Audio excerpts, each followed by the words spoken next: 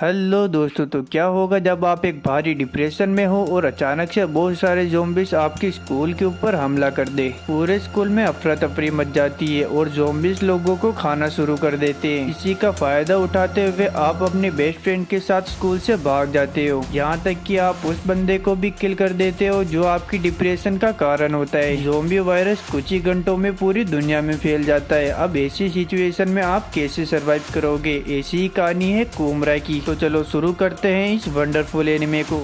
कहानी की शुरुआत में हमें अपने मेन प्रोटैगनिस्ट कामुरा को दिखाया जाता है, जो काफी उदास था और अपनी क्रश के बारे में सोच रहा था, जिसने बचपन में इससे वादा किया था कि ये दोनों बड़े होकर एक दूसरे से शादी करेंगे। लेकिन अब ये बड़े तो हो गए हैं, लेकिन वो इससे शादी नहीं करना चाहती और वो इसे छोड़कर कामुरा के बेस्ट फ्रेंड को ही अपना बॉयफ्रेंड बना लेती है और अपना बंदा इसी बात से सदमे में होता है। तभी कामुरा के पास तकारी नाम की लड़की आती है, जो उससे कहती है कि तुम कितने बेवकूफ हो, तुमने तो कॉलेज की शुरुआत में ही हार मान ली। अभी तो 5वां फेट भी खत्म नहीं हुआ कि तुम यहाँ पर आकर खड़े हो गए। तुम एक नंबर के बेवकूफ हो। पर कामुरा को तो इससे कुछ भी फर्क नहीं पड़ता। तकारी जाते हुए कहती है कि इस बंदे को कब समझ में आएगा कि मैं इसे पसंद करती हूँ। इधर कामुरा की नजर स्कूल के गेट के पास पहुँचती है, जहाँ पर एक अजीब सा आदमी गेट को खटखटा रहा होता है। कुछ टीचर्स उसके पास जाते हैं उससे पूछताछ करने के लिए, पर वो आदमी तो कुछ जवाब ही नहीं देता। इसलिए पीटी टीचर मैम के सामने इम्प्रेशन झाड़ने के लिए उस आदमी की कॉलर पकड़ लेता है, पर वो आदमी पीटी टीचर के हाथों पर ही काट लेता है और पीटी टीचर दर्द के मारे चिल्लाने लगता है और वो मर चुका था। पर थोड़ी देर बाद वो अपनी आंखें खोलता है और मैडम जी को ही काट लेता है। यह देखकर बाकी टीचर वहाँ से भागने लगते हैं। कामुरा भी दूर से यह सब देख रहा होता है। वह जल्दी से दौड़ता हुआ उसकी क्रश रोई की क्लास के अंदर आता है। वह उसका हाथ पकड़कर उसे वहाँ से ले जाने लगता है, पर रोई उससे कहती है कि आखिर ये तुम क्या कर रहे हो, तुम जलते हो ना कि मैंने तुम्हें छोड़ दिया। ये सुनते ही कामुरा उसे जोरदार थप्पड़ मारता है और बताता है, मैंने स्कूल के मेन गेट पर कुछ लोगों को मरते हुए देखा है, यहाँ पर काफी ज्यादा खतरा है। कामुरा अपने हाथों में एक हथियार को भी पकड़ लेता है सेफ्टी के लिए, पर उसका बेस्ट फ्रेंड कुछ नहीं पकड़ता क्योंकि वो कराटे ब्लैक बेल्ट है। रोई कहती है कि मेरे फादर पुलिस में, मैं उन्हें कॉल लगाती हूँ मदद के लिए, और उसके कॉल लगाते ही रोई के चेहरे की हवाइयाँ उड़ जाती है क्योंकि उनका फोन बिजी आ रहा था और आज तक ऐसा कभी नहीं हुआ। अचानक से एक अनाउंसमेंट शुरू होने लगती है कि हमारे स्कूल में कुछ अनजान लोग घुस आए हैं। सभी स्टूडेंट से अनुरोध है कि वो अपनी क्लास में ही रहे। इतना कहते ही उस अनाउंसर के ऊपर कुछ ज़ॉम्बीज हमला कर देते हैं और उसके चिल्लाने की आवाजें आने लगती है। सभी स्टूडेंट में डर का भारी माहौल होता है और जैसे ही टीचर की चौक गिरती है तो सब लोग वहाँ से भागना शुरू कर देते हैं। पहले जाने के लिए वहाँ पर धक्का मुक्की होने लगती है और कुछ लोग इसका फायदा भी उठाते हैं। इधर ये तीनों प्रिंसिपल के ऑफिस में जाने का डिसाइड करते हैं, पर रास्ते में इन्हें खुद प्रिंसिपल मिल जाता है जो ज़ॉम्बी बन चुका था। वो रोई के ऊपर हमला कर देता है, पर रोई बचते हुए किसी तरह से अपने डंडे को उसके दिल के आर पार कर देती है, पर इसके बावजूद वो नहीं मरता और वो रोई को बस काटने वाला था, पर उसका बॉयफ्रेंड आकर उसे बचा लेता है। कामरा उससे कहता है कि तुम प्रिंसिपल से जल्दी से दूर हो जाओ, वो तुम्हें काट लेगा। पर वो बंदा कहता है कि मैं कराटे ब्लैक बेल्ट हूँ तो मैं इसे आसानी से संभाल सकता हूँ, पर वो प्रिंसिपल अपनी मुंडी को पीछे घुमाते हुए उसे काट लेता है। रोई उसे बचाने की कोशिश करती है। इस पॉइंट में कामरा को समझ में आता है कि उसके प्रिंसिपल अब ज़ॉम्बी बन चुके हैं जो पहले ही मर चुके थे। रोई चिल्लाकर कामरा से कहती है कि तुम तो एक मर्द हो ना, तो जल्दी से कुछ करो। कामरा जल्दी से अपने बेड से प्रिंसिपल के सिर पर जोरदार मारता है, जिससे उसका खेल खत्म हो जाता है। यह तीनों छत पर आते हैं, जहाँ पर यह देखते हैं कि पूरे शहर में तबाही मच चुकी है। यहाँ तक कि यूएस आर्मी भी शहर के लोगों की मदद करने के लिए वहाँ पर पहुँच चुकी थी। पूरे शहर और स्कूल में ज़ॉम्बी घुस चुके थे, जो स्टूडेंट और बाकी लोगों को इस तरह से खा रहे थे जैसे कि वो कोई गाजर मूली हो। कुछ टीचर्स तो पागल हो चुके थे और खुद ही सुसाइड कर ले रहे थे।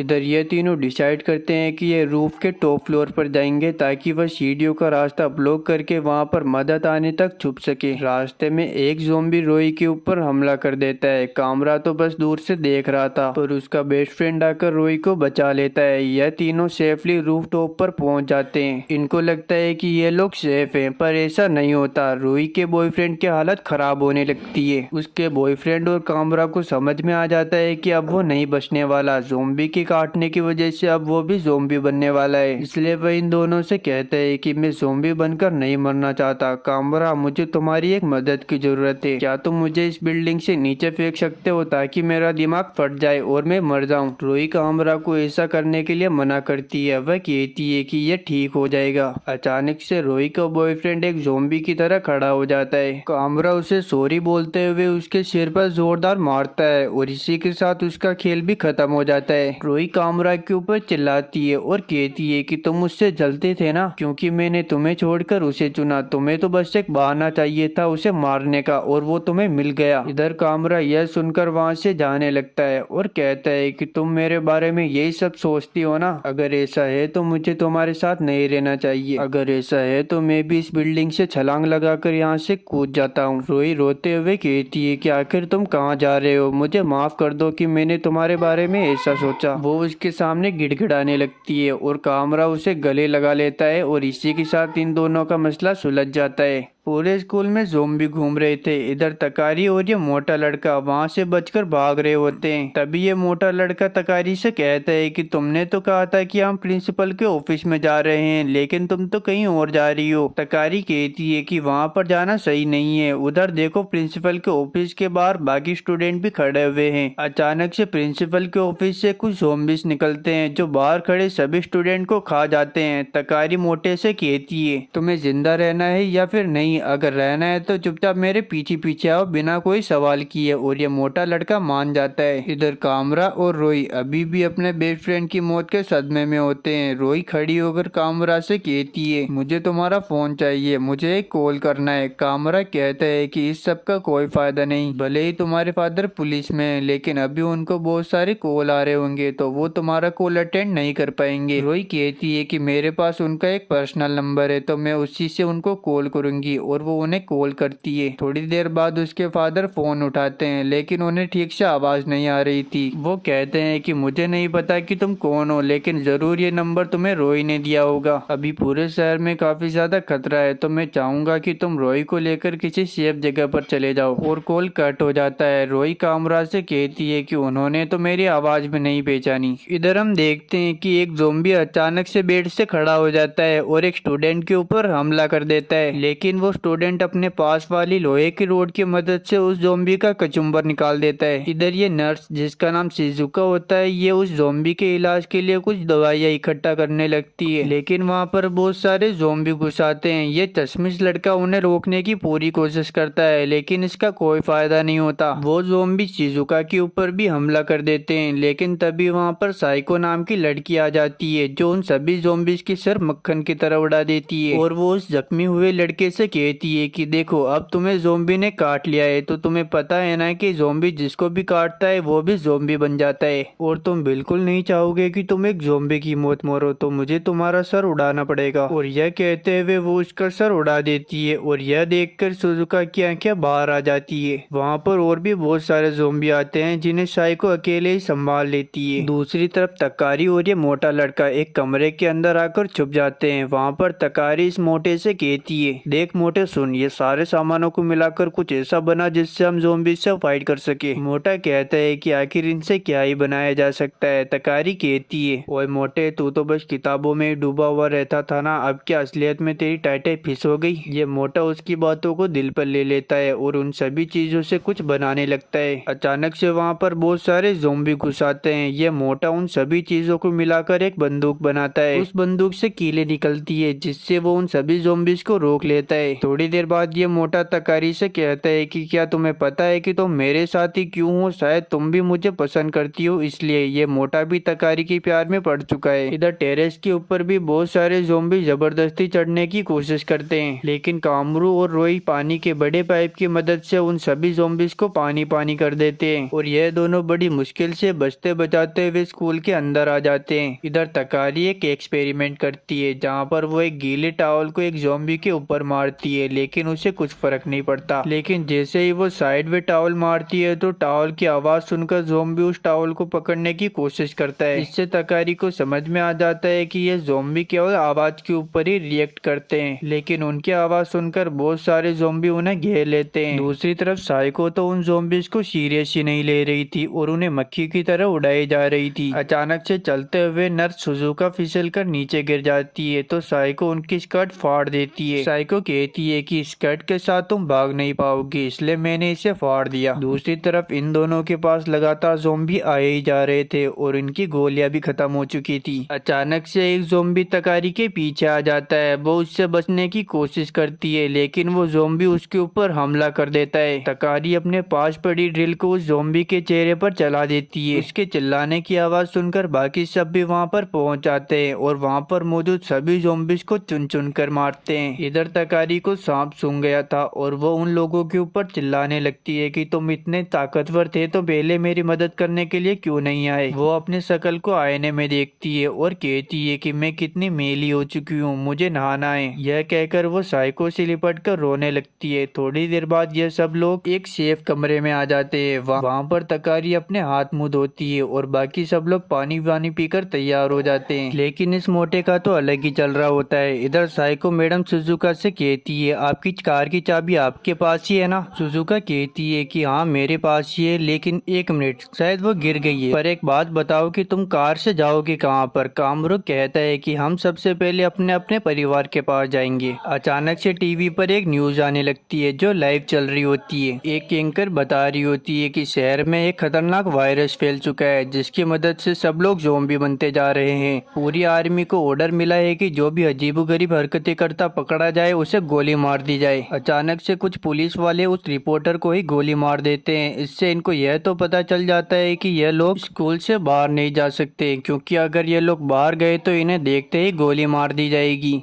इन्हें पता लगता है कि पूरे शहर के अंदर लॉकडाउन लगा दिया गया है। अमेरिका का प्रेसिडेंट भी अमेरिका को छोड़कर एक सीक्रेट आइलैंड पर शिफ्ट हो गए हैं। लंदन की रानी भी लंदन को छोड़कर किसी अलग जगह पर चली गई है। रोई कहती है कि आखिर वो लोग ऐसा कैसे कर सकते हैं, अचानक से इमरजेंसी कैसे लगा सकते हैं। कामरू कहते हैं कि क्या ये इस ज़ॉम्बी वायरस की वजह से हुआ है, क्या ऐसा भी पहले कुछ हुआ है। तकारी बताती है कि 1980 में भी एक स्पेनिश फ्लू नाम का वायरस आया था जिसकी पेट में लगभग 600 मिलियन लोग आए थे और उनमें से 150 मिलियन लोग मारे गए थे। कामरू कहते हैं कि आखिर सरकार ने इस स्पेनिश फ्लू नाम के वायरस को रोका कैसे होगा, आखिर इसका एंटीडोट कैसे बनाया होगा। तकारी बताती है कि दरअसल उस फ्लू का कोई एंटीडोट बना ही नहीं। जिन जिन लोगों में वो स्पेनिश फ्लू फैला था उन सभी को गोली मार दी गई और उन्हें खत्म कर दिया गया। इधर स्कूल में ज़ॉम्बी का काफी ज्यादा खतरा बढ़ चुका था, इसलिए ये लोग डिसाइड करते हैं कि यह सब यहाँ से जल्द निकल जाएंगे और जब तक सिचुएशन सरकार के काबू में नहीं हो जाती तब तक ये लोग एक सेफ जगह पर छुपे रहेंगे और ये लोग उन लोगों की भी मदद करेंगे जो अभी तक ज़ॉम्बी वायरस की चपेट में नहीं आए होंगे। अब ज़ॉम्बीज को मारते हुए ये लोग स्कूल से निकलने लगते हैं, लेकिन सीढ़ियों के पास इन्हें कुछ लोग दिखते हैं जिनको ज़ॉम्बीज ने घेरा हुआ था। यह सभी मिलकर उन लोगों की मदद करते हैं और उन लोगों से पूछते हैं कि आखिर तुम लोगों को किसी ज़ॉम्बीज ने काटा तो नहीं। तो ये लोग सीधा मना करते हैं कि हमें किसी ज़ॉम्बीज ने नहीं काटा और इन लोगों को भी ये लोग अपने साथ में ले लेते हैं। अब सीढ़ियों के पास भी इन लोगों को बहुत सारे ज़ॉम्बीज दिखते हैं। ये लोग सोच रहे होते हैं कि आखिर हम लोग यहाँ से बाहर कैसे निकले। तो तकारी कहती है कि हम आवाज किए बिना भी यहाँ से निकल सकते हैं। ये ज़ॉम्बीज सुन नहीं सकते, बस आवाज के ऊपर रिएक्ट करते हैं। रोई कहती है कि अगर तुम्हारी बात झूठी हुई तो क्या करेंगे। साइको कहती है कि पहले किसी एक को जाकर तकारी की बात को प्रूफ करना होगा। तो कामरा कहता है कि अगर ऐसी बात है तो पहले मैं जाता हूँ और वो धीरे धीरे बिना आवाज किए आगे बढ़ने लगता है। अचानक से एक ज़ॉम्बी कामरा के पास से निकलता है जिससे कामरा की फट जाती है। वो एक जूते को उठाता है और दूर फेंक देता है। जूते की आवाज से सारे ज़ॉम्बी जूते के पीछे चले जाते हैं और इसी का फायदा उठाते हुए ये सभी लोग स्कूल से बाहर निकलने लगते हैं। लेकिन ये बेवकूफ लड़का जो अपने लोहे की रोड को रेलिंग पर टच कर देता है जिसकी आवाज से सभी ज़ॉम्बीज इन सभी लोगों के पीछे पड़ जाते हैं। अब इनके पास ज़ॉम्बी ज़ोंबीज से लड़ने के अलावा कोई भी रास्ता नहीं होता। अब ये लोग ज़ोंबीज को मारते हुए आगे बढ़ने लगते हैं। इधर ये मोटा भी पूरी कोशिश करता है, लेकिन एक ज़ोंबी इसे बस खाने ही वाला था। तभी कामरा आकर उसे बचा लेता है। ये सभी लोग ज़ोंबीज को धड़ाधड़ मार रहे होते हैं और एक बस की तरफ भागने लगते हैं, लेकिन रास्ते में इस बेवकूफ लड़के को सभी ज़ोंबीज मिलकर पकड़ लेते हैं और खाने लगते हैं। उस लड़के की बेस्ट फ्रेंड उसके पास जाने लगती है। तकारी उसे रोकती है और कहती है कि अब वो नहीं बचेगा, लेकिन वो लड़की कहती है कि अगर वो नहीं बचा तो मेरा भी जिंदा रहने का कोई मतलब नहीं, और वो उसके पास चली जाती है। यह सभी मिलकर जल्दी से बस के अंदर चढ़ जाते हैं। इस बस को सुजुका ड्राइव कर रही होती है। कामरा गेट को बंद करने वाला था, तभी इन्हें कुछ स्टूडेंट्स और कुछ टीचर्स दिखाई देते हैं। कामरा उनकी मदद करने के लिए जाने लगता है, पर रोई उसे रोकती है और उसके ऊपर चिल्लाती है कि तुम्हें कहीं पर भी जाने की कोई जरूरत नहीं है, वो सब खुद ब खुद आ सकते हैं। और कामरा भी उसकी बात मान लेता है। सभी स्टूडेंट बस के पास पहुंच जाते हैं, लेकिन एक स्टूडेंट वहीं पर नीचे गिर जाता है, जिसकी मदद करने के बजाय ये टीचर उसके मुंह पर लात मारता है। यह सभी लोग बस में बैठ चुके थे। अब सुजुका मैडम ज़ोंबीज के ऊपर बस को चढ़ाती हुई वहां से निकाल लेती है। थोड़ा दूर आने के बाद ये टीचर साइको से कहता है कि तुम लोगों ने हमारी जान बचाई है, तो क्या मैं जान सकता हूँ कि तुम लोगों का लीडर कौन है? साइको कहती है कि हमारा कोई लीडर वीडर नहीं है, हम लोग टीम स्पिरिट के साथ एक दूसरे की बात समझते हुए आगे बढ़ते हैं। ये टीचर कहता है कि तुम्हारा कोई लीडर नहीं है, तब तो तुम्हें काफी दिक्कत हो सकती है। तभी रोई कामरा को कहती है कि तुमने इस टीचर को बचाकर काफी बड़ी गलती कर दी, देखना ये टीचर हम सभी को लेकर डूबेगा। थोड़ा और दूर आने के बाद ये स्टूडेंट इन लोगों के ऊपर चिल्लाने लगता है, तुम लोग हमें बचाना चाहते हो, पर मुझे तो लगता है कि तुम लोग हमें मारना चाहते हो। तुम लोग अगर हमें बचाना चाहते तो किसी सेफ जगह पर हमें छुपा कर रखते, लेकिन तुम तो हमें शहर की तरफ लेकर जा रहे हो जहाँ पर ज़ोंबी भरे हुए हैं। मैडम सुजुका को भी गुस्सा आ जाता है और वह कहती है कि एक तो मैं इस बस को पहली बार चला रही हूँ, ऊपर से तुम लोग इतने बकबक किए जा रहे हो। ये लड़का काफी शोर कर रहा था, तो साइको इसी से पूछ लेती है कि आखिर तुम क्या चाहती हो। वह लड़का कामरा की तरफ इशारा करते हुए कहता है कि मुझे इस लड़के से काफी दिक्कत हो रही है। वो लड़का कामरा को मारने के लिए आगे बढ़ता है, लेकिन रोई उसकी सारी हेकड़ी निकाल देती है। यह देखकर वो टीचर कहते हैं कि तुमने बिल्कुल सही कहा, ये लड़का सभी को डिस्टर्ब कर रहा था। अब तुम मुझे बताओ कि हम लोगों में से आखिर लीडर किसको बनना चाहिए? देखो तुम सब स्टूडेंट हो और मैं एक टीचर, तो इस हिसाब से देखा जाए तो मुझे ही लीडर बनना चाहिए। उसकी यह बात सुनकर कुछ स्टूडेंट उसके लिए ताली बजाने लगते हैं। रोई कहती है कि ऐसा नहीं हो सकता। ये टीचर कहता है कि तब तो हमारे पास बस एक ही रास्ता है, हमें दो अलग अलग टीमें बनानी पड़ेगी। उसकी यह बात सुनकर रोई बस से नीचे उतर जाती है और कहती है कि मैं इस टीचर के साथ बस में नहीं जाऊंगी। कामरा रोई को समझाने की कोशिश करता है, लेकिन अचानक से एक ज़ोंबीज से भरी हुई बस उनकी बस को टक्कर मार देती है, जिससे वहां पर भयानक आग लग जाती है। यह दोनों एक टनल के अंदर बंद हो जाते हैं। साइको उनकी मदद करने के लिए वहां पर आती है, लेकिन वहां पर ज़ोंबी खड़े हुए थे, इसलिए कामरा उससे कहता है कि तुम यहाँ से जल्दी से निकल जाओ, हम दोनों तुम्हें कल इस स्टेशन के पास मिलेंगे, अगर कल नहीं मिले तो परसों मिलेंगे। यह सुनकर वो लोग जल्दी से वहां से निकल जाते हैं। इधर एक बहुत बड़ा धमाका होता है, जिससे ये दोनों बार बार बचते हैं। अचानक से एक ज़ोंबी कामरा के ऊपर हमला कर देता है, लेकिन कामरा को वह काट नहीं पाता क्योंकि उसने हेलमेट पहना हुआ था। तभी पीछे से रोई आती है और उस ज़ोंबी को मारकर वहीं पर खत्म कर देती है। थोड़ा सा आगे आने पर इन दोनों को एक बाइक मिलती है जो उसी ज़ोंबी राइडर की थी। यह दोनों उस बाइक के ऊपर बैठकर शहर की तरफ जाने लगते हैं।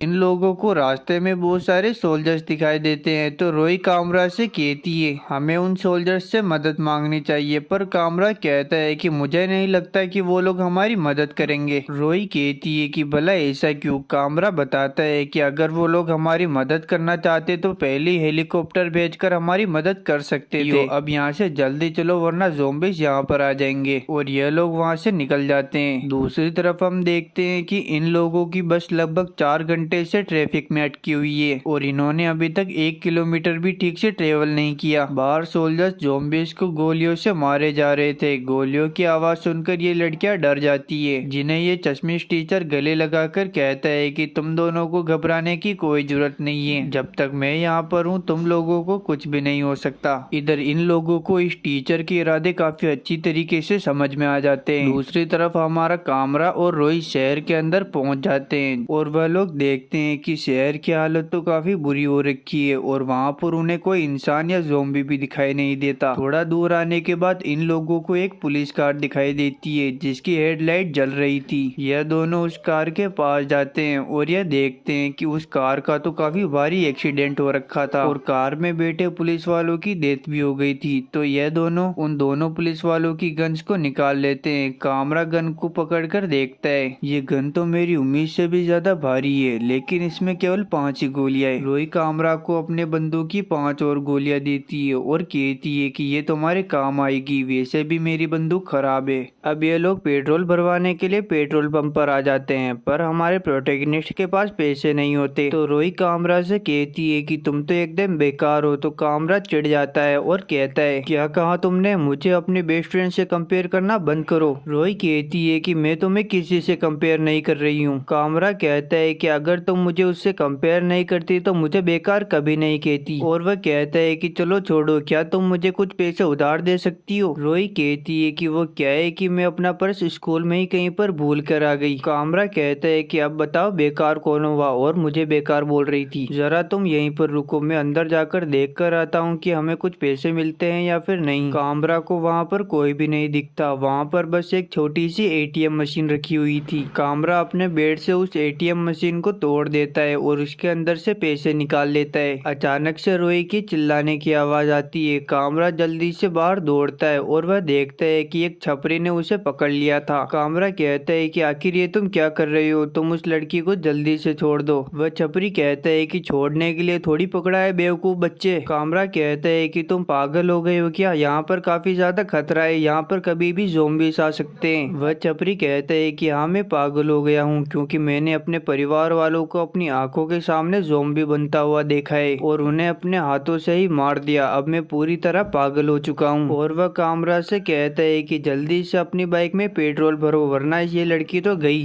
कामरा उसकी बात मानते हुए जल्दी से बाइक के अंदर पेट्रोल भर देता है, पर अभी भी वो छपरी रोई को नहीं छोड़ रहा था। तो कामरा को गुस्सा आ जाता है और वो अपनी बंदूक से उसके सीने को छल्ली छल्ली कर देता है। रोई भी उस छपरी को सबक सिखाना चाहती थी, पर कामरा कहता है कि बंदूक की आवाज सुनकर ज़ॉम्बी यहाँ पर आते ही होंगे। और यह दोनों वहाँ से चुपचाप दूर आ जाते हैं, जबकि उस पेट्रोल पंप के पास ज़ॉम्बीज़ आ चुके थे जो उस छपरी को कच्चा चबा जाते हैं। अब हम एक प्लेन को देखते हैं जो टेक ऑफ करने वाला होता है। अंदर पायलट का साथी पायलट को कहता है कि सभी पैसेंजर्स को अंदर बिठा दिया गया है और सभी की जांच कर ली गई है और ये सब सेफ है। पायलट कहता है कि अब हम उड़ने के लिए तैयार है, पर तुम मुझे यह बताओ कि तुम्हें अपनी फैमिली के पास नहीं जाना। हेल्पर कहता है कि अभी तक मुझे उनका कोई कॉल या मैसेज नहीं आया है, तो मुझे पता नहीं कि वो ठीक भी है या फिर नहीं। इधर एयरपोर्ट पर बहुत सारे ज़ॉम्बीज़ आ रखे थे, इसलिए उनका सफाई करने के लिए स्नाइपर्स को रखा जाता है। काम खत्म होने के बाद ये स्नाइपर अपने शरीर की मसाज करने लगती है और कहती है कि यहाँ पर मैं काफी घंटों से लेटी हुई थी। ये दूसरा स्नाइपर उससे कहता है कि अगर तुम्हें एतराज ना हो तो मैं तुम्हारी मसाज कर सकता हूँ। ये स्नाइपर उसे चिढ़ाते हुए कहती है कि अगर तुम मुझसे अच्छा निशाना लगा सकते तो मैं तुम्हें यह मौका जरूर देती। ऐसा तो बिल्कुल नहीं होने वाला, क्योंकि ये लड़की पूरी दुनिया की टॉप 5 स्नाइपर्स में से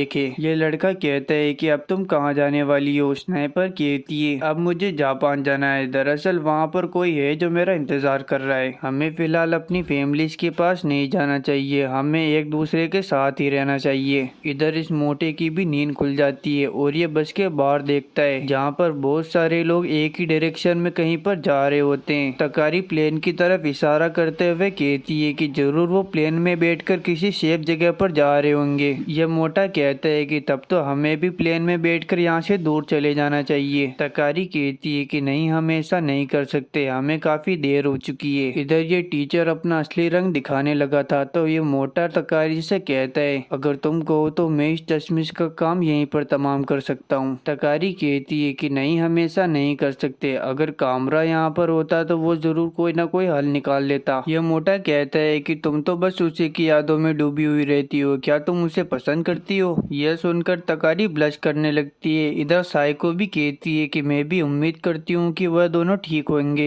इधर शहर के अंदर कुछ गुंडे अंधाधुंध गोलियां चला रहे होते हैं, इसलिए कामरा रूही से कहता है तुम मुझे बस कस के पकड़े रहना, और वो अपनी बाइक को उन गुंडों के बीच में से निकालता है और वो इसमें कामयाब भी हो जाता है। थोड़ी दूर आने के बाद कामरा रूही से कहता है हम मेन ब्रिज से नहीं जाएंगे क्योंकि वहाँ पर पहले ही काफी सारे ज़ॉम्बीज होंगे और सोल्जर्स भी जो उन्हें संभाल रहे होंगे, हमें दूसरे ब्रिज से जाना पड़ेगा। इधर मेन ब्रिज पर बहुत सारे ज़ॉम्बीज होते हैं और पुलिस वाले उन्हें संभाल रहे होते हैं। पुलिस वालों ने नाकाबंदी भी की होती है, लेकिन कुछ छपरी लोग उस नाकाबंदी को तोड़कर अंदर घुस जाते हैं। पुलिस उन्हें वार्न करती है कि अगर तुम लोगों ने इस ब्रिज को पार करने की कोशिश की तो अच्छा नहीं होगा, लेकिन ये छपरी लोग कहाँ मानने वाले थे, तो ये पुलिस वाले अपनी वाटर गन से इन सभी को साफ कर देते हैं। इधर ये टीचर इन बच्चों से कहता है कि जिन लोगों ने हमें छोड़ा है हमें उनकी परवाह करने की कोई जरूरत नहीं है, वो सब बेकार थे, और वो उन बच्चों को अपनी बातों में फंसाने लगता है। इधर इन दोनों को यह सब काफी अच्छे से समझ में आ रहा था। तभी साइको तकारी से कहती है कि हमें ईस्ट पुलिस स्टेशन की तरफ जाना होगा, मैंने कामरा से वादा किया है कि हम वहीं पर मिलेंगे। तकारी साइको से कहती है कि तुम्हारी कोई फैमिली वेमली नहीं है क्या? साइको कहती है कि दरअसल मेरे फादर डोजो चलाते हैं और मेरी मॉम नहीं है, मेरे पास सिर्फ मैं और कामरा से किया हुआ वादा है। तकारी भी कहती है कि ईस्ट पुलिस स्टेशन के पास तो मेरा भी घर है। ये मोटा भी कहता है कि अगर ऐसी बात है तो मैं भी तकारी के साथ ही चलूंगा। वो क्या है कि मेरे फादर हीरो के व्यापारी है और वो इधर उधर घूमते रहते हैं, और मेरी मॉम फ्रांस में एक फेमस फैशन डिजाइनर है। इनकी बातें सुनकर नर्स सुजुका भी कहती है कि मेरे दोनों पेरेंट्स नहीं है तो मैं भी तुम लोगों के साथ ही चलूंगी, वैसे भी ये टीचर मुझे बिल्कुल भी पसंद नहीं है। इधर ये टीचर इन लोगों के पास आकर कहता है कि आखिर तुम लोग क्या बातें कर रहे हो? तकारी कहती है कि देखो मिस्टर, ये कोई स्कूल ट्रिप नहीं है कि हम तुम्हारी बात माने, हमें जो सही लगेगा हम वो करेंगे। ये टीचर कहता है कि तो फिर ठीक है, तो ठीक है, तुम्हें जो करना है वो करो, अगर तुम लोग चाहते हो तो इस बस से बाहर भी जा सकते हो, लेकिन तुम्हें नर्स सुजुका को यहीं पर छोड़ना पड़ेगा। तभी ये मोटा उस टीचर के ऊपर फायर कर देता है और कहता है मेरा निशाना चूका नहीं बल्कि मैंने खुद से ही साइड में फायर किया है। मैंने स्कूल में पहले ही बहुत कुछ सह लिया है, लेकिन अब नहीं, मुझे और सहने की कोई जरूरत नहीं है। तुम्हारे सिर पर जितने बाल नहीं है उससे ज्यादा ज़ॉम्बीज़ को मैंने मार दिया, अगर एक भी कदम आगे बढ़ा है तो मुझे तुम जैसे इंसान को मारने में कोई भी दिक्कत नहीं होगी। और ये लोग उसे डरा धमका कर वहाँ से निकल लेते हैं, लेकिन रास्ते में इन लोगों के ऊपर बहुत सारे ज़ॉम्बीज़ हमला कर देते हैं और इस मोटे की भी गोलियां लगभग खत्म हो गई थी, तो ये साइको से मदद मांगता है। साइको कहती है कि क्या तुम्हें मेरी तलवार चाहिए? तो मोटा कहता है कि मुझे तलवार चलानी ही नहीं आती। तभी वहाँ पर रोई और कामरा की एंट्री होती है, वो भी फिल्मी स्टाइल में, जो काफी खतरनाक होती है। कामरा इस मोटे को अपनी बंदूक देता है और ये मोटा एक शार्प शूटर बन जाता है और ये सभी मिलकर उन सभी ज़ॉम्बीज़ को चुन चुन कर मारते हैं। अब ये लोग नदी के पास बैठकर थोड़ी देर आराम करते हैं और डिसाइड करते हैं कि इन लोगों को आखिर जाना कहाँ पर है। तभी नर्स सुजुका कहती है कि हम एक काम करते हैं, मेरी फीमेल फ्रेंड के घर चलते हैं, उसका घर पास में ही है और उसके घर की चाबी भी मेरे पास है। वो क्या है कि वो इधर उधर ट्रेवल करती रहती है, तो उसके घर पर अभी कोई भी नहीं होगा। और मैं तुम लोगों को बता दूं कि उनके पास एक बड़ी सी कार है जो एक टैंक के साइज की है। ये सभी लोग ख्याली पुलाव पकाते हैं कि मैडम सुजुका का फ्रेंड दरअसल इनका बॉयफ्रेंड है। अब कामरा और सुजुका उस घर की इन्वेस्टिगेशन के लिए निकलते हैं कि वहाँ पर कोई ज़ॉम्बी वगैरह है या फिर नहीं। रात को ये सभी लोग उस घर पर पहुँच जाते हैं, जहाँ पर ये सभी हैरान होते हैं कि उसके दोस्त के पास एक मिलिट्री हैमर कार है, लेकिन अचानक से वहाँ पर बहुत सारे ज़ॉम्बीज आ जाते हैं। तो ये सभी मिलकर उन ज़ॉम्बीज का सामना करते हैं और उनका सफाया कर देते हैं। अब सभी ज़ॉम्बीज़ का सफाया करने के बाद ये लोग बात लेते हैं और थोड़ा चिल करते हैं। दूसरी तरफ कामरा और ये मोटा एक अलमारी को खोलते हैं जिसके अंदर बहुत सारी इनलीगल गन्स होती है, जिन्हें देखकर इस मोटे का दिमाग खराब हो जाता है और ये कहता है कि मुझे पता था कि यहाँ पर ऐसा कुछ जरूर होगा और मैडम सुजुका की जो फ्रेंड है वो जरूर मिलिट्री में रही होगी। यह मोटा उन सभी बंदूक की कुंडली बताने लगता है। अब यह दोनों मिलकर उन सभी बंदूक में गोलियों को फिल करने लगते हैं। यहाँ यह मोटा बताता है कि मैंने इन सभी गन्स को पहले भी चलाया हुआ है, लेकिन वो सभी नकली गन्स थी। लेकिन वो नकली गन्स और इन असली गन्स में कोई भी फर्क नहीं है। अब कामरा खिड़की के बाहर दूरबीन की मदद से ब्रिज को देख रहा होता है, जहाँ पर बहुत सारी पुलिस और बहुत सारे लोग होते हैं। इधर पुलिस का दिमाग खराब हो रहा था क्योंकि उन्हें आगे से ऑर्डर मिलना बंद हो गए थे। कामरा टीवी को ऑन करता है जिसमें उसी ब्रिज की खबर चल रही होती है, जहाँ यह खरगोश की शक्ल का बंदा इन सभी लोगों को भड़का रहा होता है। और न्यूज में बताया जाता है कि ये जो वायरस है दरअसल ये एक बायो वेपन है जो जापान और बाकी कंट्रियों ने साथ मिलकर बनाया है। यह वायरस उनकी रिसर्च लैब से अचानक से बाहर आ गया और पूरी दुनिया में फैल गया। इधर ये पुलिस वाले लगातार इन ज़ॉम्बीज़ के ऊपर गोलियां चलाए जा रहे थे। उन ज़ॉम्बीज़ के बीच में एक औरत चिल्लाते हुए कहती है, प्लीज गोली मत चलाओ, मेरा बच्चा और मैं बिल्कुल ठीक है, हमें बचा लो। अचानक से उसी का बच्चा उस औरत को काट लेता है और दोनों ज़ॉम्बी बन जाते हैं। इधर अभी भी ये खरगोश इन सभी लोगों को भड़का रहा होता है, इसलिए एक हेड पुलिस वाला आकर इसे समझाता है कि तुम लोगों को भड़काना बंद करो, पर यह बंदा नहीं मानता, जिसकी वजह से पुलिस वाला इसे गोली मार देता है। यह दोनों ये सब न्यूज में देख रहे होते हैं। अचानक से कामरा के पीछे से कोई आता है। ये नर्स सुजुका होती है जो बिल्कुल भी होश में नहीं थी, इसलिए कामरा उसे उठाकर एक कमरे में सुला देता है। अचानक से वहाँ पर रोई भी आ जाती है और वो भी होश में नहीं थी, इसलिए हमारा कामरा उसे नर्स सुजुका के साथ ही सुला देता है और खुद नीचे आ जाता है। वहाँ पर वो साइको को देखकर काफी चौंक जाता है क्योंकि उसने इसी टाइप के कपड़े पहने हुए थे। इससे पहले कि वो साइको को कुछ बोल पाता, रोई कामरा को ऊपर से आवाज लगाती है। कामरा उसके पास चले जाता है और रोई की बातें सुनने लगता है, पर थोड़ी देर बाद रोई अपने मरे हुए बेस्ट फ्रेंड के बारे में बातें करने लगती है जो कामरा को बिल्कुल भी पसंद नहीं आता। और वह कहता है कि जो मर गया उसके बारे में बात करने का कोई मतलब ही नहीं, हमें प्रेजेंट में जीना होगा। दूसरी तरफ ब्रिज के ऊपर हालात काफी बिगड़ चुके थे और दो बुलडोजर सभी को कुचलते जा रहे थे। इधर पुलिस वालों को कुछ समझ में नहीं आता और एक हेड पुलिस वाला तो खुद को गोली भी मार लेता है। इधर कामरा को डॉग के जोर जोर से भौंकने की आवाज आने लगती है, इसलिए वो बाहर जाकर चेक करता है, जहाँ पर वो देखता है कि बहुत सारे ज़ॉम्बीज़ उसके घर के आसपास आ चुके थे।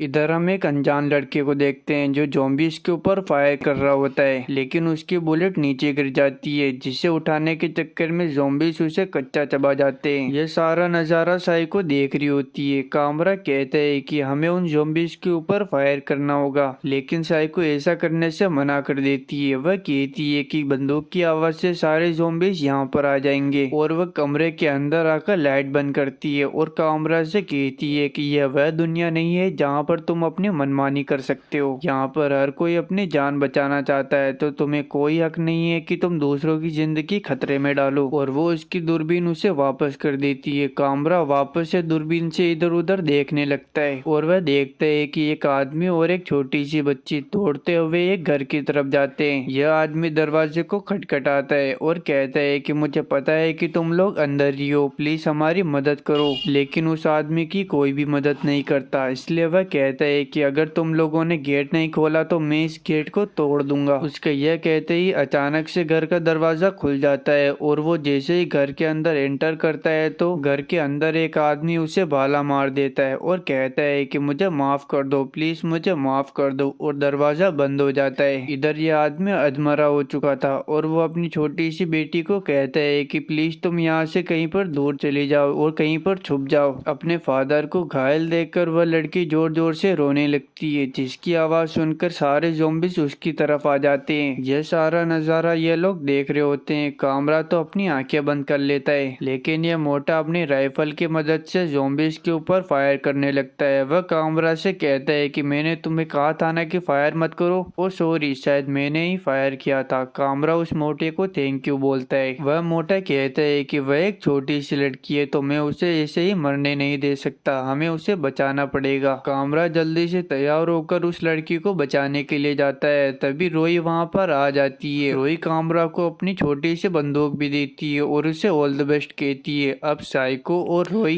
कामरा के लिए दरवाजा खोल देती है और कामरा हीरो की तरह अपनी बाइक को उड़ाते हुए ज़ॉम्बीज़ के ऊपर से लेकर जाता है। छत के ऊपर खड़ा ये मोटा ज़ॉम्बीज़ को मारते हुए कामरा का रास्ता साफ करता है। कामरा उस जगह पर पहुंच जाता है, लेकिन रास्ते में ज़ॉम्बी पड़ा हुआ था, जिसकी वजह से कामरा कामरा की बाइक स्लिप हो जाती है। इधर उस लड़की के ऊपर एक ज़ॉम्बी हमला करने वाला था, लेकिन कामरा उसे बचा लेता है और आसपास के सभी ज़ॉम्बीज को खत्म कर देता है। दूसरी तरफ तकारी इस मोटे को कहती है कि जल्दी से अपना जरूरी सामान ले लो, हमें जल्दी से यहाँ से निकलना पड़ेगा। यह सभी लोग अपना सारा सामान पैक कर लेते हैं और जाने के लिए तैयार हो जाते हैं। इधर ये मोटा भी डाकू मंगल सिंह बनकर तैयार हो जाता है, जिसे देखकर सभी लोग हैरान हो जाते हैं। दूसरी तरफ कामरा को पता चलता है कि यह आदमी इस लड़की के फादर है, इसलिए वह एक कपड़े को उसके फादर के ऊपर ढकता है और एक फूल को तोड़कर और वह लड़की उस फूल को चढ़ाकर जोर जोर से रोने लगती है। अब कामरा उस लड़की को कहता है कि तुम्हें मेरी पीठ पर आना होगा। कामरा उस लड़की के साथ साथ उस डॉग को भी उठा लेता है और वॉल के ऊपर धीरे धीरे चढ़ने लगता है। इस वक्त कामरा ऐसी सिचुएशन में होता है कि उसकी एक छोटी सी गलती उसे बाढ़ में भेज सकती है। अब इतनी दुविधापूर्ण स्थिति में इस छोटी सी बच्ची को सूसू आ जाता है। अब सूसू करने के लिए इनके पास जगह नहीं होती, इसलिए वो कामरा के ऊपर ही सूसू कर देती है। अब वहाँ पर सभी गर्ल्स कामरा की मदद करने के लिए ज़ॉम्बीज को कुचलते हुए उसके पास पहुँच जाती है, जहाँ पर साइको नीचे उतरकर कामरा का रास्ता साफ करती है और ये मोटा तो एकदम धुरंधर बन जाता है। मुझे तो ऐसा लग रहा है कि ये मोटा ही हीरो है। अब कामरा के पास वो कार पहुँच जाती है, इसलिए कामरा छलांग लगाकर उस कार के ऊपर चढ़ जाता है और ज़ॉम्बीज को उड़ाते हुए ये लोग बड़े आराम से वहाँ से निकल जाते हैं। दूसरी तरफ हमें दिखाया जाता है कि यूएस प्रेसिडेंट के प्लेन तक में ज़ॉम्बीज घुस आए थे,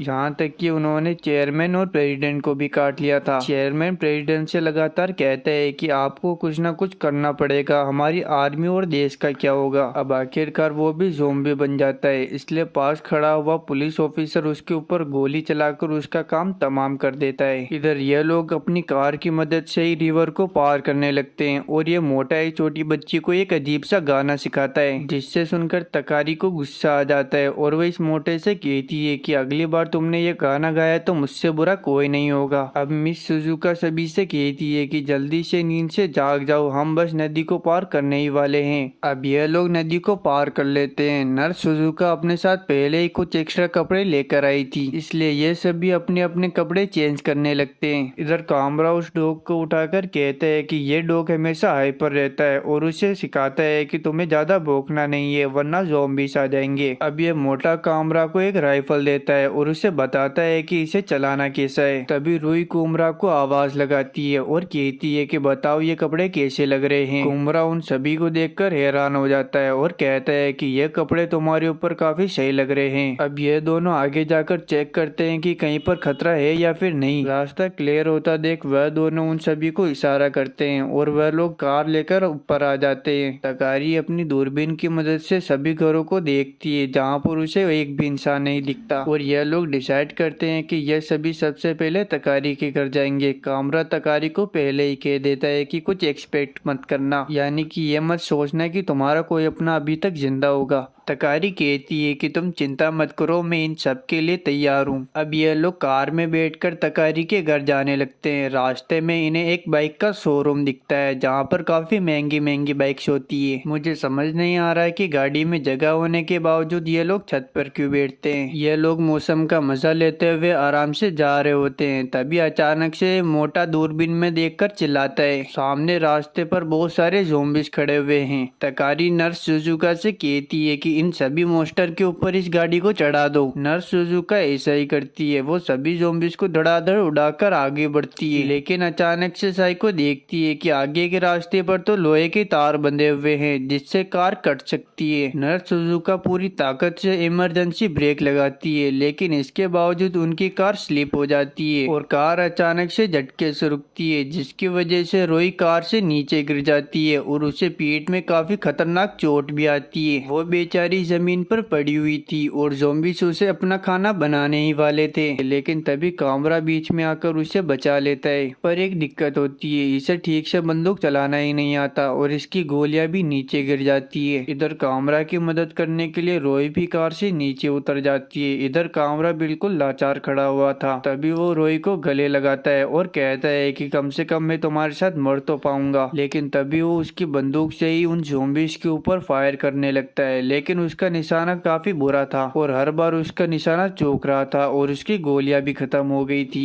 इधर इस मोटे की भी गोलियां खत्म हो जाती है, इसलिए ये छोटी बच्ची से कुछ गोलियां मांगता है। वह इसे जल्दी से गोलियां दे देती है और ये मोटा कहता है कि अब मैं दिखाता हूँ मौत का असली तांडव। अब ये मोटा पागलों की तरह इनके ऊपर अंधाधुंध गोलियां चलाता है। इधर नर्स सुजुका के लाख ट्राई करने के बावजूद ये कार स्टार्ट ही नहीं होती। अब तकारी भी बाकी सबकी मदद करने के लिए कार से बाहर आ जाती है। वह ज़ॉम्बीज़ से कहती है कि तुम्हें क्या लगा कि मैं एक डरपोक लड़की हूँ जो तुम लोगों से इतनी आसानी से डर जाएगी। और वो भी ज़ॉम्बीज़ के ऊपर धड़ाधड़ गोलियां चलाने लगती है, लेकिन ज़ॉम्बीज़ से फाइट करते करते इन लोगों को शाम हो जाती है। इसके बावजूद उन ज़ॉम्बीज़ की संख्या कम ही नहीं हो रही थी और सब लोग काफी थक भी गए थे। अब कामरा तकारी से बंदूक लेता है और कहता है कि अब बहुत हो गया, अब मुझे ये करना ही पड़ेगा। और वो दौड़ता हुआ ज़ॉम्बीज़ के बीच में घुस जाता है। उसके पीछे पीछे साइको भी आ रही थी। यह दोनों अपनी गन्स को आसपास मारते हुए जा रहे थे ताकि उनकी आवाज सुनकर वो सभी ज़ॉम्बीज़ उन लोगों के पीछे आ जाए। यह लोग दौड़ते हुए एक ऊंची जगह पर चले जाते हैं। यह सोचते हैं कि इनका प्लान कामयाब हो गया, लेकिन एक दिक्कत हो जाती है। केवल आधे ज़ॉम्बी ही इनके पीछे आते हैं, बाकी के ज़ॉम्बीज़ उधर ही रुक जाते हैं। कामरा रेलिंग के ऊपर बंदूक मारते हुए कहता है कि बेवकूफो, उधर नहीं इधर आओ। यह लोग काफी बुरे फंस चुके थे, इसलिए ये मोटा इस बच्ची से कहता है तुम्हारा साइज काफी छोटा है तो तुम इन जालों से काफी अच्छे से बाहर निकल सकती हो। लेकिन ये लड़की रोने लगती है और कहती है कि तुम भी मेरे फादर की तरह चेहरा बना रहे हो जब वो मर रहे थे। तभी तार के दूसरे साइड से कुछ सोल्जर्स आ जाते हैं जो आते ही आसपास के सभी ज़ॉम्बीज़ को मारना शुरू कर देते हैं। रास्ता क्लियर होते ही वो इन सभी लोगों को एक एक करके रेस्क्यू कर लेते हैं। अब यह सभी लोग सही सलामत होते हैं, लेकिन कामरा और साइको वहीं पर अटक जाते हैं। नर्स सुजुका उनका शुक्रिया अदा करती है। इधर तकारी को पता चलता है कि यह औरत और कोई नहीं बल्कि उसकी मोम है। तकारी उनसे गले मिलती है और कहती है कि आपको देखकर काफी अच्छा लगा। अब वो दौड़ते हुए कामरा और साइको से कहती है कि हम लोग हमारे मेंशन की तरफ जा रहे हैं, तुम दोनों भी जल्द से जल्द हमारे घर पर आ जाना। इधर यह दोनों दौड़ना शुरू करते हैं।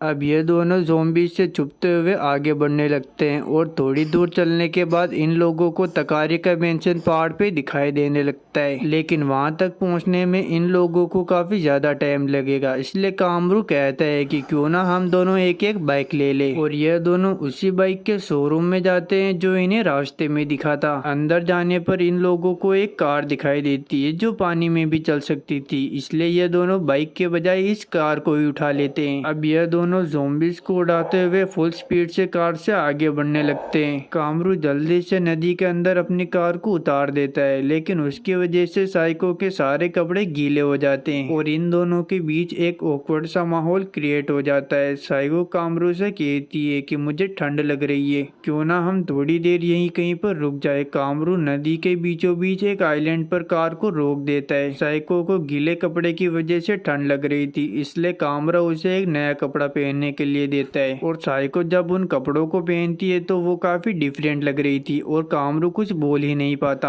रात को ये दोनों वहाँ से निकल जाते हैं, लेकिन ये बंदा पागल होता है और अपनी कार को वापस से पानी के अंदर कुदा देता है, जिससे साइको के वापस से कपड़े गीले हो जाते हैं। साइको कहती है कि क्या तुम्हें लड़कियों को भिजाने में मजा आता है। कामरू एक गंदी सी स्माइल देता है और टेप की मदद से कार को और फाउंटेन को एक दूसरे से बांध देता है और कार गोल गोल घूमने लगती है। साइको समझ जाती है और कहती है तुम इस कार की आवाज की मदद से सभी ज़ॉम्बीज़ को यहाँ पर इकट्ठा करना चाहते हो, तुम तो एकदम कमाल के हो। अब ज़ॉम्बीज़ वहाँ पर आना शुरू कर देते हैं। साइको भी एक एक करके सभी को मजा चखाने लगती है। ये लड़की उन सभी ज़ॉम्बीज़ को ऐसे काटे जा रही थी जैसे कि वो कोई गाजर मूली हो, लेकिन अचानक से साइको के सामने दो छोटे ज़ॉम्बीज़ आ जाते हैं, जिन्हें देखकर पता नहीं साइको को क्या हो जाता है और वो वहीं पर स्टक हो जाती है। लेकिन कामरू उसे बचा लेता है और वो साइको का हाथ पकड़कर उसे वहाँ से भगा ले जाता है। अब यह दोनों एक मंदिर में आकर छुप जाते हैं। कामरू कहता है कि जब तक सुबह नहीं हो जाती हमें यहीं पर रुकना चाहिए और वो साइको को एक थैली भी देता है और कहता है कि आज के लिए यही हमारा टॉयलेट है। और यह सुनकर साइको हंसने लगती है। अब अचानक से साइको कामरा से पूछती है कि क्या तुम किसी ऐसी लड़की से शादी करोगे जिसने किसी का मर्डर किया हो। कामरू कहते है कि आखिर तुम कहना क्या चाहती हो। साइको अपना एक पास्ट बताती है जहाँ पर एक आदमी उसे परेशान किया करता था, लेकिन एक दिन उसने अपनी तलवार से उसको मौत के घाट उतार दिया और उसे मारने में उसे काफी ज्यादा मजा आया। और वह कहती है कि क्या तुम ऐसी लड़की से शादी करोगे जिसे लोगों को मारने में काफी मजा आता हो। कामरू उससे कहता है कि तुमने अभी जो कुछ भी कहा वो सब गलत है। वो आदमी तुम्हें परेशान कर रहा था तो तुमने बस उसे सबक सिखाया। कभी कभी हमारे पास ऐसी सिचुएशन आ जाती है जहाँ पर हमें किसी को मारना भी पड़ सकता है। और हाँ, अगर वो लड़की तुम्हारे जैसी हो तो मैं उससे शादी जरूर करना चाहूंगा। अब यह दोनों सो जाते हैं और सुबह होने पर यह दोनों मंदिर से बाहर आ जाते हैं। कामरू कहता है कि यहाँ पर एक भी ज़ॉम्बी नहीं है तो हमें जल्दी से यहाँ से निकलना पड़ेगा, लेकिन अचानक से वहाँ पर बहुत सारे ज़ॉम्बीज आना शुरू कर देते हैं। कामरू साइको से कहता है कि लड़ने के लिए तैयार हो जाओ, पर साइको तो लड़ने के मूड में ही नहीं थी। पता नहीं उसे क्या हो गया था, इसलिए कामरू साइको को कॉन्फिडेंस दिलाता है। वो उससे कहता है कि अपने पास्ट को भूल जाओ, जो हुआ उसे पीछे छोड़ दो। उन बातों को याद करने का कोई मतलब नहीं जो तुम्हें बार बार अंदर से दुख देते हैं। कामरू साइको को बहुत ज्यादा कॉन्फिडेंस दिला देता है और इतना कॉन्फिडेंस दिला देता है कि साइको अकेले ही सारे ज़ॉम्बीज को खत्म कर देती है। ये लड़की अकेली इतनी ताकतवर है कि बिना किसी की मदद के भी ये सरवाइव कर सकती है। अब सभी ज़ॉम्बीज का काम तमाम करने के बाद ये लोग तकारी के मेंशन की ओर जाने लगते हैं। अब एक दूसरे के गले लगते हुए ये लोग रेंगते रेंगते तकारी के मेंशन तक पहुंच जाते हैं। तकारी उन दोनों को देख लेती है, लेकिन वो बिल्कुल भी खुश नहीं होती क्योंकि वो दोनों साथ में गले लगे हुए थे। लेकिन इस मोटे और इस छोटी बच्ची को बहुत ज्यादा खुशी होती है।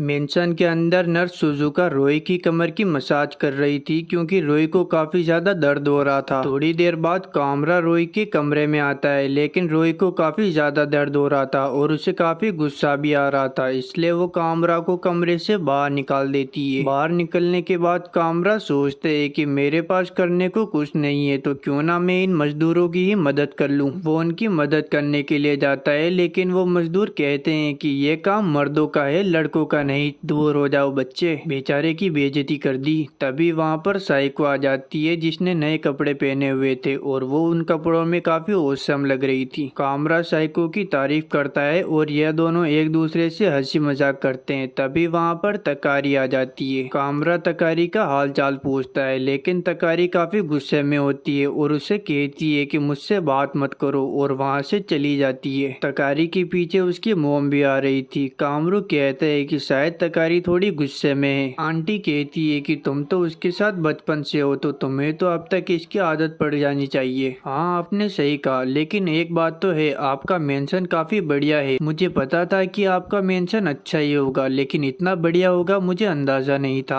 आपका मैनेजमेंट भी काफी सही है। दूसरी तरफ तकारी इस मोटे के पास आती है और इससे कहती है कि तुम्हें तो यहाँ पर काफी मजे आ रहे होंगे। ये मोटा कहता है कि तुमने बिल्कुल सही समझा, यहाँ पर काफी सारा सामान है और यहाँ पर लाइट और बिजली सब कुछ आ रही है तो मुझे तो मजे ही आएंगे। मैं तो हमेशा के लिए यहाँ पर रह सकता हूँ। पर तकारी कहती है कि नहीं, हम हमेशा के लिए यहाँ पर नहीं रह सकते। यहाँ पर बिजली और पानी को चलाने के लिए लोगों की जरूरत है, लेकिन यहाँ से लोग धीरे धीरे करते हुए कम होते जा रहे हैं, जिससे यहाँ के मैनेजमेंट को संभालना काफी ज्यादा मुश्किल हो गया है। और यही बात तकारी की मोम कामरू को भी बता रही होती है। कुछ देर बाद ये सभी लोग मिलकर एक मीटिंग करते हैं जहाँ पर तकारी इन सभी से कहती है अब वक्त आ गया है कि हम सभी लोग अलग हो जाए। हमारे पास दो चॉइस है, या तो हम अपनी अपनी फैमिली के पास चले जाए या तो अकेले ही इस दुनिया में सरवाइव करें। पर हीरो समझाता है कि आखिर हमें अलग होना ही क्यों है, हम सभी इस मेंशन में सुरक्षित है और तुम्हारे मॉम डैड ने सब कुछ संभाला हुआ है। तकारी गुस्से में कहती है कि हाँ, मुझे पता है कि मेरे मॉम डैड शानदार है और उन्होंने सब कुछ संभाल लिया है, और जब ज़ोंबी वायरस फैला था तो उन्होंने सबसे पहले इस मेंशन और बाकी लोगों के बारे में सोचा था, और जब ये ज़ोंबी वायरस फैला तो उन्होंने मुझे एक बार भी ढूंढने की कोशिश नहीं की। अगर मैं मर भी जाती तो उन्हें कोई फर्क नहीं पड़ता। इधर यह सुनकर कामरा को गुस्सा आ जाता है और वो उसकी कॉलर पकड़कर उससे कहता है तुम्हारा दिमाग तो ठीक है कि तुम क्या बोल रही हो, तुम हम सबसे ज्यादा लकी हो। कम से कम तुम्हारी फैमिली के सारे मेंबर तुम्हारे पास है, लेकिन हमारी फैमिली का तो अता पता भी नहीं, और तुम उनके बारे में ऐसी बात कर रही हो। उन्हें तुम्हारी परवाह है, इसलिए वो अब तक यहाँ पर रुके हुए हैं। तकारी भी कामरा की बातें ध्यान से सुनती है और समझ जाती है। अचानक से इन लोगों को बहुत सारी कारों की आवाज आने लगती है और ये जब बाहर आकर देखते हैं तो ग्राउंड में तकारी के फादर खड़े होते हैं। वो एक ज़ॉम्बी को भी अपने साथ लेकर आए थे और वो वहाँ पर मौजूद सभी लोगों से कहते हैं कि ये ज़ॉम्बी और कोई नहीं बल्कि मेरा बेस्ट फ्रेंड है और वो ज़ॉम्बी को खोलने का ऑर्डर देते हैं। जैसे ही ज़ॉम्बी आज़ाद होता है तो वो सीधा तकारी के डैड के ऊपर हमला कर देता है, लेकिन तकारी के डैड अपनी तलवार के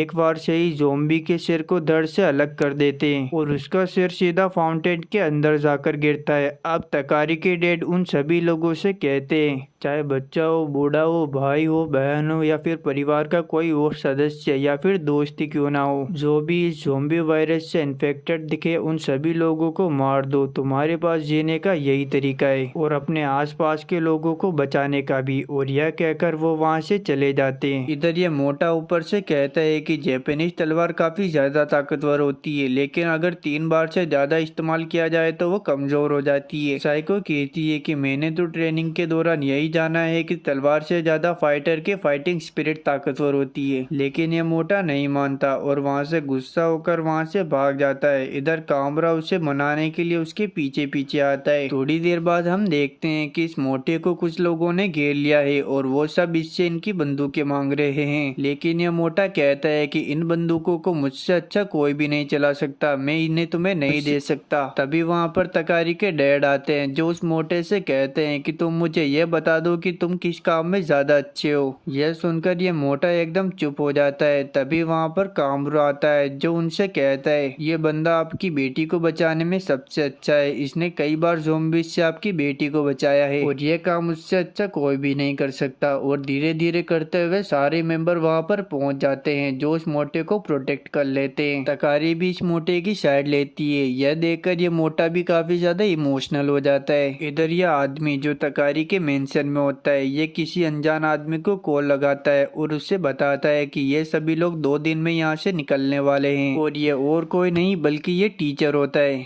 ये चश्मिश टीचर अभी भी उन सभी बच्चों को अपनी बातों में फंसाए हुए था और अजीबोगरीब हरकतें करवा रहा था, लेकिन जब एक बच्चे ने इसकी बात नहीं मानी तो इसने उस बच्चे को बस से बाहर निकलवा दिया। वो बच्चा इस चश्मिश के आगे रोता है और गिड़गिड़ाता है। वह कहता है कि आगे से मैं तुम्हारी सारी बातें मानूंगा, प्लीज मुझे बस के अंदर ले लो। लेकिन ये टीचर उसकी एक नहीं सुनता और ज़ॉम्बी उस बच्चे को कच्चा चबा जाते हैं। इधर तकारी मेंशन में मौजूद सभी लोगों को हौसला देने के लिए आई थी कि अगर हम सभी लोग साथ में मिलकर काम करेंगे तो इस सिचुएशन से हम बाहर निकल सकते हैं, लेकिन ये लोग उल्टा ही इनके ऊपर इल्जाम लगाते हैं। हम तुम लोगों के ऊपर विश्वास क्यों करें, तुम्हारे फादर एक किलर हैं और ये सब तुम लोगों की चाल है कि हम तुम्हारे नौकर बनकर यहाँ पर काम करते रहे और जब ज़ॉम्बीज़ हम पर हमला करेंगे तो चुपके से तुम लोग भाग जाओगे और तुम्हारी हमारे लिए सिक्योरिटी केवल दिखावे के लिए होगी। अब ये लोग वहाँ से बाहर आ जाते हैं। तकारी कहती है कि मुझे ऐसे लोगों के ऊपर काफी ज्यादा गुस्सा आता है जो ना तो आगे की सोचते हैं ना ही पीछे की। तभी ये मोटा कुछ इंस्पायरिंग लाइन बोलता है जिसे सुनकर इन दोनों के दिल को छू जाता है और इसकी बात ध्यान में रखते हुए कामरा भी एक इंस्पायरिंग लाइन बोलता है जिससे यह दोनों भी काफी ज्यादा इम्प्रेस होते हैं और ये लोग डिसाइड करते हैं कि कामरा ही हमारा लीडर बनेगा। दूसरी तरफ तकारी के फादर साइको से कहते हैं कि तुम्हारे फादर ने मेरी बहुत ज्यादा मदद की है, इसलिए मैं तुम्हें ये तलवार तोहफे में देना चाहता हूँ, पर साइको इसे लेने से मना कर देती है। तकारी के फादर कहते हैं कि मैं तुम पर कोई एहसान नहीं कर रहा, बल्कि मैं चाहता हूँ कि तुम इस तलवार से मेरी बेटी की रक्षा करो। इधर ये टीचर अपनी बस को लेकर तकारी के मेंशन तक आ जाता है, लेकिन वहाँ पर काफी सिक्योरिटी होती है, इसलिए ये टीचर अपने स्टूडेंट से कहता है कि तुम लोग इन सभी को सेड्यूस करो ताकि ये हमारी मदद करे। ये स्टूडेंट ऐसा ही करते हैं और ये सिक्योरिटी भी उनकी बातों में आ जाती है। अब हमें इस टीचर का थोड़ा पास्ट दिखाया जाता है जहाँ पर इसके फादर एक पॉलिटिशियन होते हैं और उन्होंने उसकी मदर से शादी करने के बाद उन्हें कुछ टाइम बाद छोड़ दिया और इस बात की डिप्रेशन में आकर उसकी मॉम ने सुसाइड कर लिया, लेकिन इस बच्चे ने हार नहीं मानी और ये बड़ा होकर एक अच्छा सा टीचर बन गया। लेकिन टीचर बनने के बाद इसे एक कॉल आता है जिसमें इसको बोला जाता है तुम्हारे स्कूल में एक पुलिस ऑफिसर की बेटी पढ़ती है और तुम्हें ये काम करना है। अब हम प्रेजेंट में देखते हैं जहाँ पर ये टीचर मेंशन के अंदर एंटर करता है और इसे देखते ही साइको इसके इसके गले पर चाकू रख देती है और इससे कहती है, तुमने मेरी जिंदगी बर्बाद कर दी, मेरे फादर और मेरी अच्छाइयों का फायदा उठाया। मुझे और मेरे फादर को अच्छे से पता है कि उस कॉल के पीछे कौन था और उसका साथ तुम ही दे रहे थे। अगर मेरे फादर चाहते तो तुम लोगों को आसानी से पकड़ सकते थे, लेकिन उन्होंने ऐसा नहीं किया। अब ये चापलूस टीचर रॉय को अपनी बातों में फंसाने लगता है और कहता है कि हाँ, मैं मानता हूँ कि मैंने ये सब किया, क्या तुम मुझे मार दोगी? और मैंने तुम्हें यही सिखाया है इतने सालों तक। और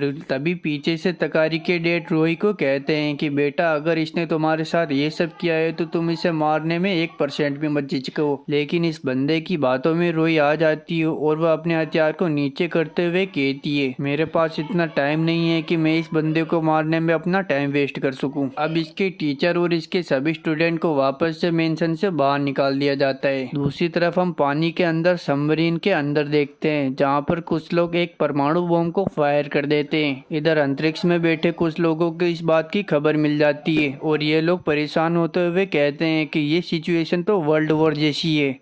अभी जो मिसाइल फायर हुई थी उसे रोकने के लिए दूसरे देशों की आर्मी भी अपनी अपनी मिसाइल्स को फायर करती है। विशाल समुद्र में भी ये ज़ोंबी वायरस इंसानों का पीछा नहीं छोड़ता और वहाँ पर भी बहुत सारे लोग ज़ोंबी बन जाते हैं। इधर जब वो मिसाइल आसमान में फटती है तो एक बहुत बड़ा धमाका होता है, जिसे अंतरिक्ष से भी देखा जा सकता था। अब हमें थोड़ा पास्ट में दिखाया जाता है, जहाँ पर नर्स सुजुका सभी लोगों के पास आकर कहती है कि मुझे अपने फ्रेंड का नंबर याद आ गया है, और वो कुमरा से कॉल करने के लिए फोन मांगती है। वह अपनी दोस्त का नंबर डायल करती है और उसे फोन करती है। इधर सभी लोग काफी खुश होते हैं। दूसरी तरफ नर्स सुजुका की दोस्त फोन उठाती है और इन दोनों में हाई हिलो होता ही है। तभी इसका फोन ब्लास्ट कर जाता है और इससे धुआं बाहर निकलने लगता है। अचानक से इसके पीछे काफी बड़ा धमाका होता है और इससे काफी तेज रोशनी निकलती है। यह वही मिसाइल होती है। इधर रोई अपने गन की इलेक्ट्रिक स्कोप में देखती है, जिसका स्कोप एकदम खराब हो चुका था। पूरे देश की बिजली जा चुकी थी और सारे इलेक्ट्रॉनिक सामान, कंप्यूटर वगैरह भी खराब हो चुके थे। यहाँ तक कि इस चश्मिश की बस भी खराब हो जाती है। यह बस को रोकने की कोशिश करता है, लेकिन बस रुकने का नाम ही नहीं लेती और बस सीधा जाकर डिवाइडर से टकरा जाती है। जब इस टीचर को होश आता है तो यह देखता है कि इसके आसपास बस ज़ोंबी भरे हुए हैं। इधर तकारी सभी को बताती है कि शायद ये एक इलेक्ट्रोमैग्नेटिक पल्स अटैक था। जब ये मिसाइल आसमान में पड़ती है तो इससे इलेक्ट्रॉन बाहर निकलते हैं और इसके इलेक्ट्रॉन जितने भी इलेक्ट्रॉनिक चीजों पर पड़ते हैं वह सारी इलेक्ट्रॉनिक चीजें खराब हो जाती है। नर्स सुजुका भी रोने लगती है। यह लोग उजाले के लिए कैंडल्स का इस्तेमाल करते हैं, लेकिन एक दिक्कत हो जाती है। अचानक से तकारी के मेंशन में ज़ोंबीज आना शुरू हो जाते हैं। तकारी के फादर ऑर्डर देते हैं कि जल्दी से गेट को बंद करो। यह लोग जल्दी से गेट को बंद करते हैं, लेकिन एक ज़ोंबी अंदर घुस आता है, जिसे यह मोटा हेडशॉट लगाकर खत्म कर देता है। इधर तकारी की मोम अपने फाइटिंग मोड में आ जाती है। तकारी कहती है कि आपने गन चलाना कब सीखा? तो तकारी की मोम कहती है कि जब तुम हॉस्टल में थी तब सीखा था। इधर गेट के पास ज़ोंबीज की सुनामी आ गई थी, जिसके प्रेशर की वजह से मेंशन का गेट पूरी तरीके से टूट जाता है और ज़ोंबी अंदर घुस आते हैं। ज़ोंबी अंदर आते ही आसपास में जितने भी लोग होते हैं उन सभी के ऊपर हमला कर देते हैं। एक ज़ोंबी इस आंटी को भी खाने वाला था, लेकिन यह आंटी अपने चाकू की मदद से उस ज़ोंबी को काट डालती है। तभी पीछे से एक ज़ोंबी उसे पकड़ लेता है और धीरे धीरे करते हुए बहुत सारे ज़ोंबी उसे कच्चा चबा जाते हैं। इधर हाई स्कूल की पूरी टीम सभी ज़ोंबी से फाइट कर रही होती है और उन्हें चुन चुन कर मार रही होती है। चारों तरफ आग ही आग लग जाती है। सिचुएशन काफी खराब हो चुकी थी, इसलिए तकारी के फादर तकारी से कहते हैं कि तुम जल्दी से अपने सभी दोस्तों को लेकर यहाँ से निकल जाओ, पर तकारी इस सब के लिए मना कर देती है। वह कहती है कि मैं भी आपके साथ यहीं पर रुकूंगी। तभी तकारी की मोम तकारी को एक जोरदार थप्पड़ मारते हुए कहती है कि तुम्हें अपने फादर की बात माननी चाहिए। इधर तकारी अपने सभी दोस्तों को साथ लेकर एक कार के पास चली जाती है। इधर तकारी के मोम और डैड दोनों ज़ोंबीज का सफाई करते हैं और इसमें वो काफी ज्यादा कूल लग रहे थे। इधर एक ज़ोंबी रोई के ऊपर हमला कर देता है और उसकी गन लेने की कोशिश करता है, लेकिन तभी कामरा आकर उसे बचा लेता है। अब इन लोगों की कार चलने के लिए बिल्कुल तैयार होती है। ये सभी लोग इस मैकेनिक को भी अपने साथ चलने के लिए कहते हैं, लेकिन ये मैकेनिक कहता है कि तुम लोग जाओ, मैं तुम्हारे साथ नहीं आ सकता, मैं यहीं पर ज़ॉम्बीज़ का सफाया करूंगा।